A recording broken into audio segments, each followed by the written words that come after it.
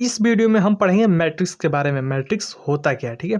तो चलिए पहले हम इसका डेफिनेशन देख लेते हैं कि डेफिनेशन होता क्या। किसी संख्याओं का जिसमें वो संख्या आपके वास्तविक भी हो सकते हैं और काल्पनिक भी हो सकते हैं। किसी संख्याओं को एम पंक्ति तथा एन स्तंभ के रूप में व्यक्त किया कर दिया जाए आयताकार सारणी में, इस प्रकार से। जैसे कि यहाँ पर मैं ले लूँ एक एग्जाम्पल कर ए बराबर, इसमें आपके एलिमेंट हो सकते हैं 1 2 3 4 5 6। ये अब मैं एग्जाम्पल के लिए इसमें एम पंक्ति तथा एन स्तंभ के रूप में व्यक्त किया जाए आयताकार सारणी में, इसे हम एम बाई एन मैट्रिक्स कहते हैं, ठीक है। तो ये आप देख लीजिए, इसमें आपके एम की संख्या इसमें 2 है और आपके एन की संख्या 3 है, यानी नंबर ऑफ रो बराबर इस मैट्रिक्स का 2 है और नंबर ऑफ कॉलम बराबर 3 है। तो इसे हम पढ़ते हैं 2/3 मैट्रिक्स, यानी जो ये मैट्रिक्स है ये 2/3 मैट्रिक्स है। और इस मैट्रिक्स के अंदर जितने भी ये नंबर लिखे जाते हैं वो एलिमेंट ऑफ ए मैट्रिक्स कहलाते हैं। यानी जो यदि मैं पूछूं एलिमेंट ऑफ ए मैट्रिक्स क्या होगा, मैट्रिक्स ऑफ ए, तो वो हो जाएगा 1 2 3 4 5 और 6। ये मैट्रिक्स ए के एलिमेंट हो गए, ठीक है। अब उसके बाद हम पढ़ लेते हैं ऑर्डर ऑफ ए मैट्रिक्स, यानी किसी मैट्रिक्स का क्रम क्या होता है। जैसे कि आप देख लीजिए, मैं एग्जाम्पल के लिए रूप में यहाँ पर मैं एक काल्पनिक संख्याओं का मैट्रिक्स ले लेता हूँ। जैसे कि यहाँ पर 3 एक वास्तविक संख्या में यदि काल्पनिक जोड़ दिए तो ये काल्पनिक संख्या हो जाएगी। 3 6 2 5 6, ये आपका मैट्रिक्स है। तो इसमें आप देखिए पहले पंक्ति की संख्या यहाँ पर देख लेंगे तो पंक्ति आपकी 2 है और उसके बाद हम क्रम स्तंभ की संख्या यहाँ पर लिख लेंगे तो ये आपके 3 है। 2/3 के रूप में लिखा जाए उससे ही ऑर्डर ऑफ मैट्रिक्स लिखा जाता है। और यहाँ पर जो पहली संख्या है वो कभी भी रॉ यानी वो पंक्ति होनी चाहिए और दूसरी संख्या कभी भी कॉलम होनी चाहिए, यानी वो स्तंभ संख्या लिखी जाती है। और इसे संकेत के रूप में दर्शाने के लिए m बाई एन के रूप में डिनोट किया जाता है, जो कि m आपके रो को डिनोट करता है और n आपके कॉलम को डिनोट करता है। और अलग अलग मैट्रिक्स में अलग अलग संख्या भी रहेंगे। यदि मैं यहाँ पर एक अलग संख्या ले लूँ, मान लीजिए मैं एक स्क्वायर लेना चाहूँ तो 1 2 4 9, ये आपकी स्क्वायर मैट्रिक्स है। ये 2/2 के हो जाएंगे, क्योंकि आप देखिए इसमें 2 पंक्ति यानी 2 आपके यहाँ पर है और 2 कॉलम है, तो यानी 2 यहाँ पर है। तो 2/2 का ये मैट्रिक्स है और इससे पढ़ाया जाएगा 2/2 मैट्रिक्स। यहाँ पर m बाई एन मैट्रिक्स पढ़ा जाएगा। यहाँ पर कोई संख्या यदि चेंज हो जाए जैसे यहाँ पर 2/3 मैट्रिक्स, ये आपका मैट्रिक्स का ऑर्डर होता है। यानी पहले आप वहाँ पर रो की यानी पंक्ति की संख्या, उसके बाद मल्टीप्लिकेशन का साइन, उसके बाद आपके कॉलम का जितनी संख्या रहेंगी उसे हम लिखते हैं। और एक चीज़, इसको कभी भी इक्वल करके 6 नहीं लिखा जाएगा। यानी ये नहीं कि 2 × 3 है तो इसे 6 करके 6 को कहा जाएगा कि मैट्रिक्स बी का ऑर्डर 6 होगा। ये कभी भी नहीं, ये बस डिनोट करने के लिए होता है। और ये जो गुणा करने के बाद जो वैल्यू आएगा वो आपको एलिमेंट ज्ञात करने के लिए होता है। मान लीजिए तो कोई पूछ दे कि बताइए कि 4/5 ऑर्डर का एक मैट्रिक्स है तो उसमें कुल कितने एलिमेंट होंगे, तो आप मल्टीप्लाई करके बता देंगे कि इसमें 20 एलिमेंट होंगे। बस ये डिनोट करने के लिए होता है कि कुल इसमें कितने मैट्रिक्स होते हैं। एक और चीज़, यदि आप रिप्रेजेंटेशन ऑफ मैट्रिक्स जानना चाहेंगे, जैसे कि यहाँ पर मैं एक एग्जांपल लेना चाहूँगा। ये मान लीजिए आपका मैट्रिक्स ए है, यहाँ पर लिखा गया। तो ये देखिए जो यहाँ पर जो भी संख्या डिनोट की जाएगी, जो भी आपके लेटर यूज किए जाएंगे, जो भी आपके अल्फ़ाबेट के लेटर यूज किए जाएंगे वो कभी भी कैपिटल लेटर में होना चाहिए। यहाँ पर स्मॉल लेटर नहीं यूज होता। यहाँ पर बी भी यूज करेंगे तो कैपिटल लेटर, सी भी यूज करेंगे तो कैपिटल लेटर, ठीक है। उसके बाद मान लीजिए यहाँ एलिमेंट में लिखता हूँ ए और B C D E F G H. यदि मैं पूछूं कि एफ का ऑर्डर क्या होगा, तो आप देख लीजिए इसका चौथे स्तंभ में है, चौथे पंक्ति में है, तो ये आप देख लीजिए दूसरे पंक्ति में है तो ये हो जाएगा दूसरा। उसके बाद चौथा स्तंभ में है तो ये देख लीजिए दूसरे स्तंभ, तो यहाँ पर 2 लिख दिया जाता है। और इसके संकेत के रूप में डिनोट करने के लिए आई जे, यहाँ पर मल्टीप्लाई का नहीं लिखा जाएगा क्योंकि वो बीच में मल्टीप्लिकेशन का साइन आपके ऑर्डर ऑफ मैट्रिक्स को डिनोट करने के लिए होता है। जबकि यहाँ पर आई और जे ये पंक्ति और स्तंभ डिनोट करने के लिए होता है, केवल एलिमेंट के लिए। यदि मैं पूछूं जैसे कि यदि कोई संख्या दे दी जाए, जैसे कि ए बराबर मैं यहाँ पर ले लूँ ए या फिर नंबर ले लूँ 1 2 3 4 5 4 6 7, ठीक।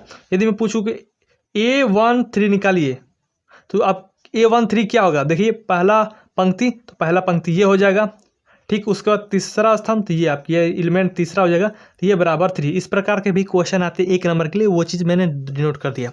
उसके बाद पढ़ते हैं टाइप ऑफ मैट्रिक्स। मैट्रिक्स के कौन कौन प्रकार होते हैं जो आपको पढ़ना है। और एक चीज़ और बता दूं, मैं क्लियर कर दूं कि आपको 12 में केवल वास्तविक संख्याओं का ही मैट्रिक्स पढ़ना है और इसमें काल्पनिक संख्याओं का मैट्रिक्स नहीं पढ़ना है, ठीक है। तो काल्पनिक संख्याओं का आपको इसमें कहीं भी जिक्र नहीं होगा, तो सिर्फ आप वास्तविक संख्याओं का ही पढ़ेंगे। अब चलिए पढ़ लेते हैं टाइप्स ऑफ मैट्रिक्स, यानी जो आपने तो अभी तक अभिव्यू देखा, अब उसके अभिव्यू के प्रकार देख लेते हैं। जैसे कि यहाँ पर पहला हमने देखिए, पहले हम इसको पूरा लिख दिए क्योंकि हमें टाइम लगेगा इन सबको लिखने में, और ये सिर्फ सिंपल टॉपिक है। पहला आपका है हॉरिजॉन्टल मैट्रिक्स, यानी क्षैतिज आपके अभिव्यू क्या होते हैं। देखिए इसमें आपको क्या होगा कि जो रो की संख्या है, यानी जो पंक्ति की संख्या है, एम की संख्या है, वो कभी भी लेस होगी कॉलम की संख्या से, यानी पंक्ति की संख्या कभी भी स्तंभ की संख्या से कम होती है। ऐसे मैट्रिक्स को हम लोग हॉरिजॉन्टल मैट्रिक्स यानी क्षैतिज मैट्रिक्स कहते हैं, ठीक है। इसमें आप देख लीजिए ये सभी एलिमेंट है, एग्जाम्पल के रूप में मैंने यहाँ पर लिख दिया। और यहाँ पर देखिए आपकी पंक्ति की संख्या केवल 2 है और आपके स्तंभ की संख्या 3 है। इस प्रकार के मैट्रिक्स को आप हॉरिजॉन्टल मैट्रिक्स कहते हैं। उसके बाद देख लेते हैं वर्टिकल मैट्रिक्स, यानी ऊर्ध्वाधर अभिव्यक्ति क्या होता है। इसमें क्या होगा कि पंक्ति की संख्या स्तंभ की संख्या से अधिक रहेगा। देख लीजिए यहाँ पर जो m की संख्या है वो ग्रेटर देन n होगा, यानी जो भी आपकी पंक्ति की संख्या है वो स्तंभ की संख्या से अधिक रहेगा, उसे हम लोग वर्टिकल मैट्रिक्स यानी ऊर्ध्वाधर अभिव्यक्ति कहते हैं।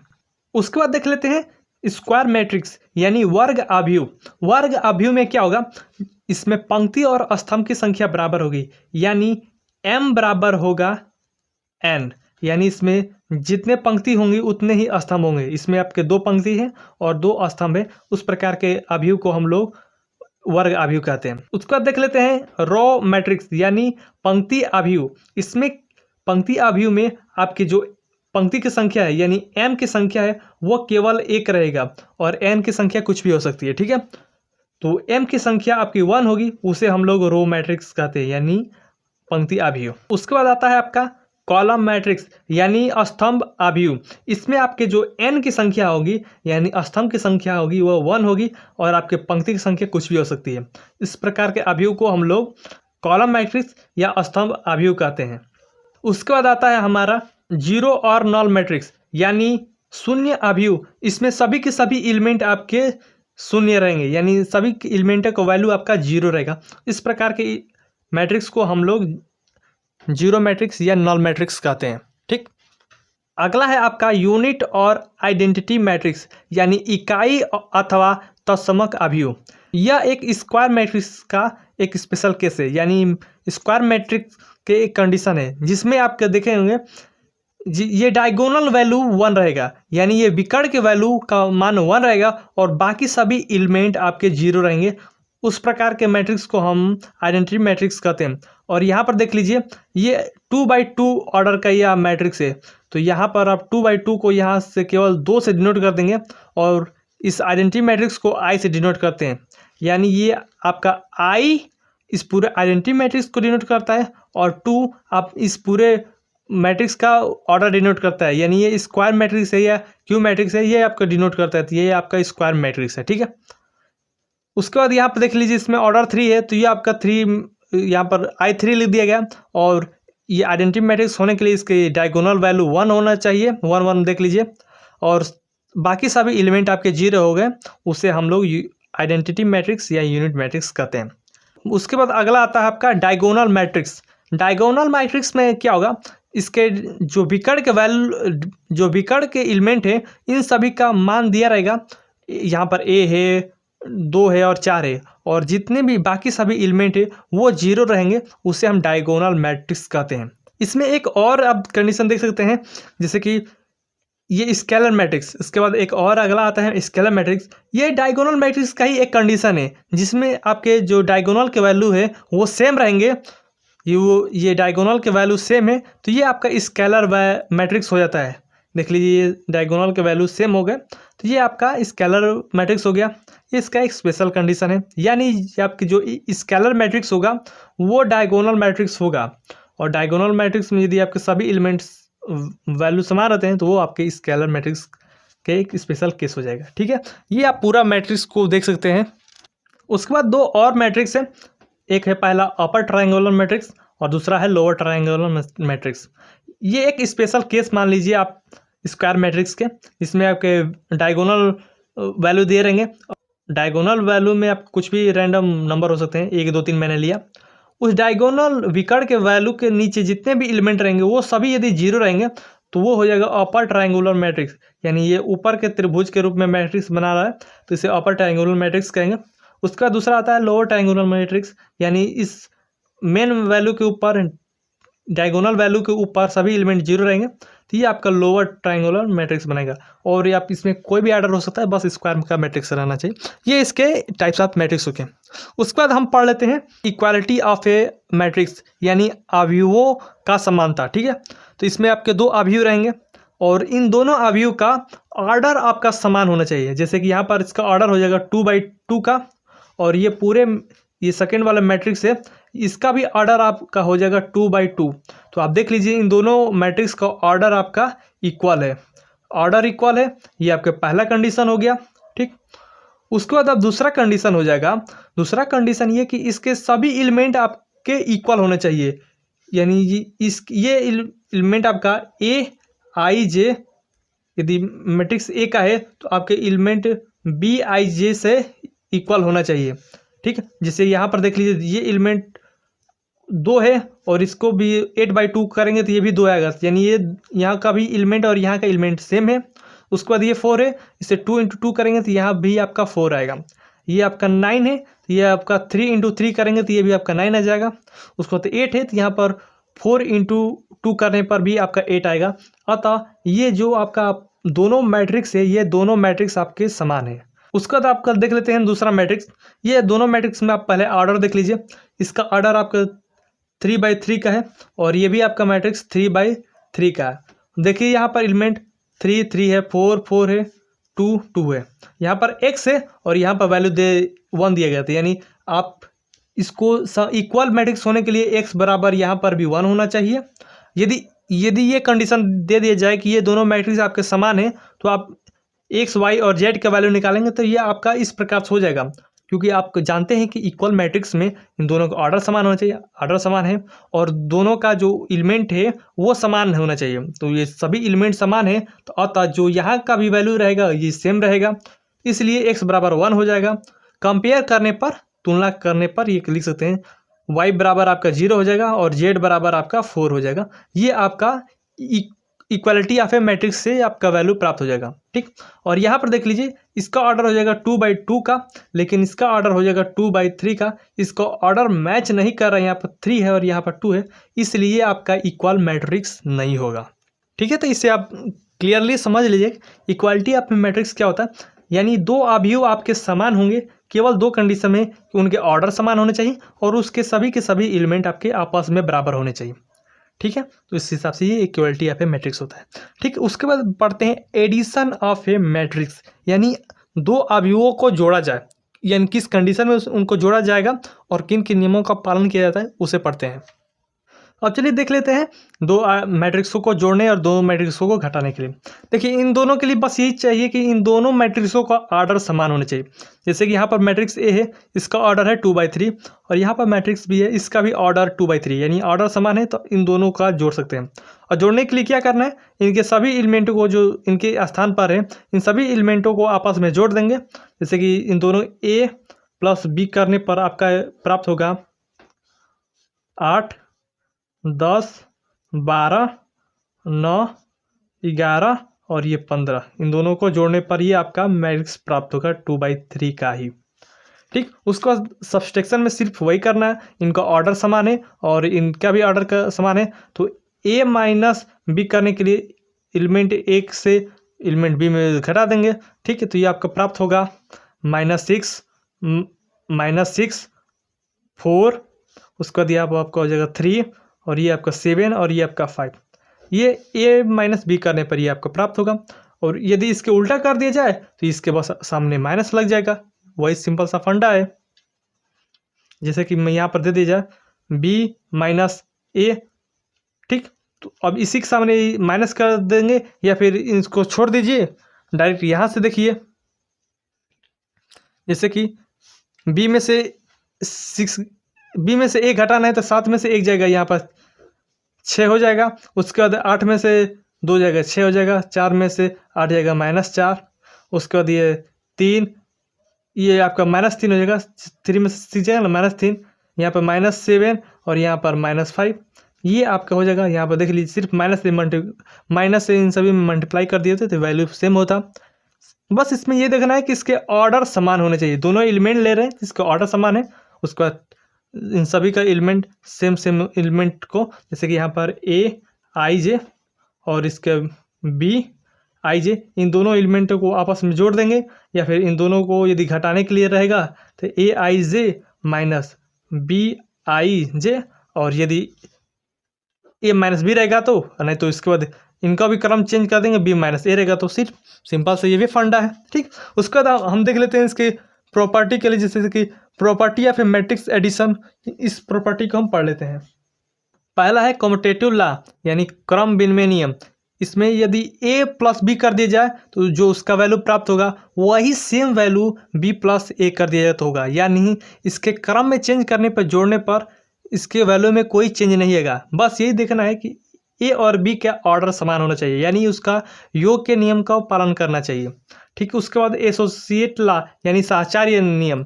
इसमें भी आप इसके भी नियम को पालन करता है। ए प्लस बी उसके बाद सी जोड़िए, या फिर बी प्लस सी करके उसके बाद ए जोड़िए, उसका भी वैल्यू समान ही आएगा। उसके बाद एडिटिव आइडेंटिटी यानी योग तत्सम के नियम को भी पालन करता है। इसमें यदि इसके ऑर्डर समान रहेंगे तो 0 वाले वैल्यू को भी इसमें जोड़ दीजिए। ए 0 उसका भी वैल्यू समान ए आएगा, यानी इसका भी वैल्यू में कोई भी चेंज नहीं आएगा। या फिर 0 को संग ए जोड़िए, यानी ये एक डिनोटेशन है। इसमें आपके शून्य अवयव को जोड़ेंगे तो इसमें कोई वैल्यू चेंज नहीं आएगा। उसके बाद आता है एडिटिव इनवर्स यानी योग प्रतिलोम। मान लीजिए कोई आपका अवयव ए है और उसका एक और अवयव -a, यानी इसका इनवर्स आपका -a अवयव है। इन दोनों को जोड़ेंगे तो उसका वैल्यू आपका 0 ही आएगा। यदि -a में +a जोड़ दें तो भी आप इसका वैल्यू 0 आएगा। ये भी इसका नियम पालन करता है, ठीक है। उसके बाद देख लीजिए कैंसिलेशन लॉ यानी निरसन का नियम। ए प्लस बी बराबर ए प्लस सी है तो ए से आप ए कट जाएगा, तो आप देख लीजिए यहाँ से बी और सी बच जाएगा तो बी बराबर सी।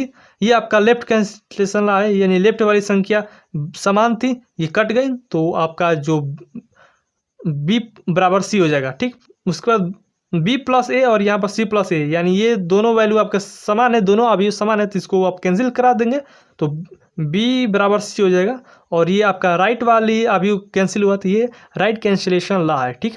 ये आपके प्रॉपर्टी या फिर मैट्रिक्स एडिशन हो गया। अब चलिए पढ़ लेते हैं multiplication of A matrix bye a scalar product. यानी कोई आपका एक मैट्रिक्स दिया गया, जैसे कि आपका एक मैट्रिक्स ए है और एक स्केलर प्रोडक्ट 4 है, इसके संग इसके मल्टीप्लाई करना है, ठीक है। तो यहाँ पर मैंने इस स्केलर प्रोडक्ट को के से डिनोट किया है और मुझे मल्टीप्लाई करना है मैट्रिक्स ए के संग। यदि हम इसका मैट्रिक्स करेंगे केवल तभी हो पाएगा जब इस स्केलर प्रोडक्ट से यानी स्केलर वैल्यू से मैट्रिक्स ए के प्रत्येक एलिमेंट से मल्टीप्लाई कर दिया जाए। तो यहाँ पर मल्टीप्लाई करेंगे तो यह 4 है आपका स्केलर वैल्यू है, और इस सभी एलिमेंट से मल्टीप्लाई करने के बाद के ए आपका प्राप्त होगा। यहाँ पर 4 हो जाएगा, उसको मल्टीप्लाई करने के बाद 12, मल्टीप्लाई करने के बाद आपका 8। इसी प्रकार से सभी एलिमेंटों से मल्टीप्लाई करने के बाद ये आपको प्राप्त वैल्यू होगा। इसे हम कहते हैं मल्टीप्लाई करने के बाद आप ये का प्राप्त संख्या या फिर multiplication of A matrix bye a scalar value, ठीक है। अब उसके बाद कुछ प्रॉपर्टी होते हैं, उन प्रॉपर्टी को आप समझ लीजिए। मान लीजिए कि आपके दो मैट्रिक्स है एम और एन, ये दोनों का क्रम समान है, तो अतः इन दोनों का योग हो पाएगा। और इन दोनों का योग करने के बाद आपका एक स्केलर वैल्यू ए है, इससे आपका मल्टीप्लाई कराना है और इसका वैल्यू सेम उतना ही होगा यदि इन दोनों को अलग अलग करके स्केलर वैल्यू से मल्टीप्लाई कर दिया जाए और उसके बाद इसको जोड़ दिया जाए। उसका वैल्यू सेम उतना ही प्राप्त होगा, क्योंकि आप देखिए इन दोनों का ऑर्डर समान है, तो ये योग करने के बाद मल्टीप्लाई करिए, या फिर इन दोनों को मल्टीप्लाई कर लीजिए उसके बाद योग कर दीजिए, क्योंकि ऑर्डर भी समान रहेगा तो सेम वैल्यू ही आएगा। उसके बाद आपका दो आपके मैट्रिक्स है m और n, इन दोनों को मल्टीप्लाई करने के बाद आप स्केलर मल्टीप्लिकेशन से इसमें मल्टीप्लाई करिए, या फिर अलग अलग मल्टीप्लाई कर दीजिए। जैसे कि m को बाहर अभी रख दीजिए और सेकेंड वाले मैट्रिक्स का स्केलर वैल्यू a से मल्टीप्लाई कर दीजिए, उसके बाद मैट्रिक्स m वाले पहले वाले मैट्रिक्स से मल्टीप्लाई कर दीजिए, या फिर पहले वाले मैट्रिक्स से स्केलर वैल्यू में मल्टीप्लाई कर दीजिए, उसके बाद दूसरे वाले मैट्रिक्स इसमें मल्टीप्लाई कर दी, इन तीनों का वैल्यू सेम ही आएगा। ठीक, उसके बाद तीसरा इसमें कुछ प्रॉपर्टी है। यदि मान लीजिए आपका स्केलर वैल्यू माइनस में है और उस माइनस वाले स्केलर वैल्यू से उस मैट्रिक्स में मल्टीप्लाई कर दिए, उसका वैल्यू उतना ही सेम आएगा, या फिर माइनस को कॉमन कर लीजिए और उन दोनों मैट्रिक्स को मल्टीप्लाई कर दिए, सेम उतना ही वैल्यू आएगा, या फिर जो माइनस वाला वैल्यू है उसे मैट्रिक्स के अंदर मल्टीप्लाई कर दीजिए, या फिर मान लीजिए प्रोडक्ट आपका स्केलर प्रोडक्ट के है और आपका अभी माइनस ए में है, तभी भी इन तीनों का वैल्यू सेम ही आएगा। ठीक है, जैसे यहाँ पर एग्जाम्पल के लिए -4a है, ये आपका स्केलर प्रोडक्ट है, और ये आपका मैट्रिक्स, या फिर इसे माइनस बार भी कर लीजिए 4a, इसके वैल्यू में कुछ भी चेंजेस नहीं होगा। ठीक है।